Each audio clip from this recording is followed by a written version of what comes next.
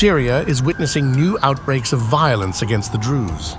The violence highlights the challenges confronting the newly established Syrian government, which is struggling to maintain authority over the country, just months after Islamist insurgents swiftly displaced the long-standing leader, Bashar Assad, during a rapid offensive last December.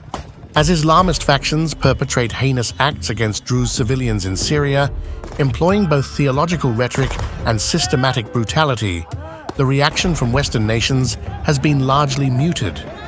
There have been no worldwide protests, no extensive media coverage, no grassroots movements led by students advocating for solidarity, no emergency meetings convened by the United Nations. This trend of selective outrage erodes the foundational principle of universal human rights discussions. It prompts concerning inquiries regarding the ideological lenses that shape how suffering is evaluated and reacted to within societal conversations.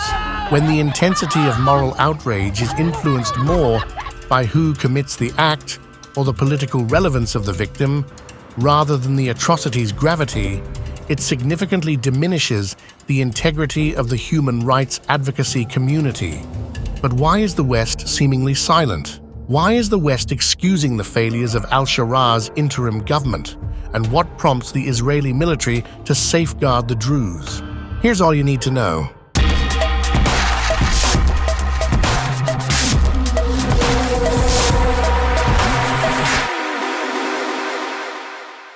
First, an analysis of the on-ground situation in Syria, where the Druze are suffering. The conflict ignited in July through reciprocal kidnappings and assaults involving local Sunni Bedouin tribes and Druze militias in the predominantly Druze province of Swaida. When government forces stepped in to re-establish order, they engaged in confrontations with the Druze militias, and in certain instances, they also launched attacks on civilians. And while various Bedouin tribes aligned themselves with the Syrian government, the Israeli military stepped in and intervened to support the Druze community. The Druze minority are now skeptical of peaceful coexistence. Now the main question, why is the West seemingly silent? Why is the West excusing the failures of al-Shaara's interim government? As per the Carnegie Endowment for International Peace, there is a growing tendency from the European Union, and now the United States, to excuse the failures of a government that is neither accountable nor inclusive.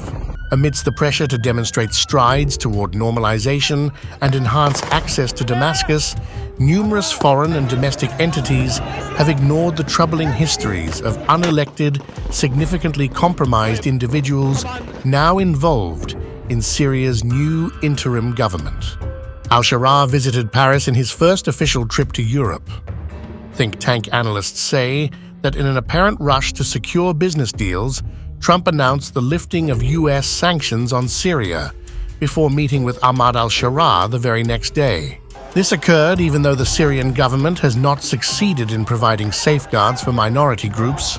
Last but not least, a look at what prompts the Israeli military to safeguard the Druze.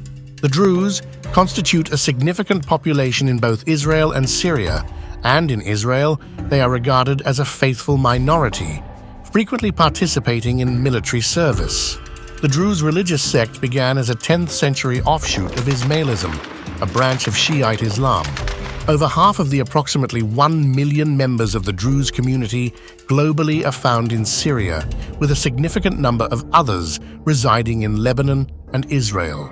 Additionally, the Druze population can be found in the Golan Heights, a region that was seized by Israel from Syria during the 1967 Middle East War and subsequently annexed in 1981.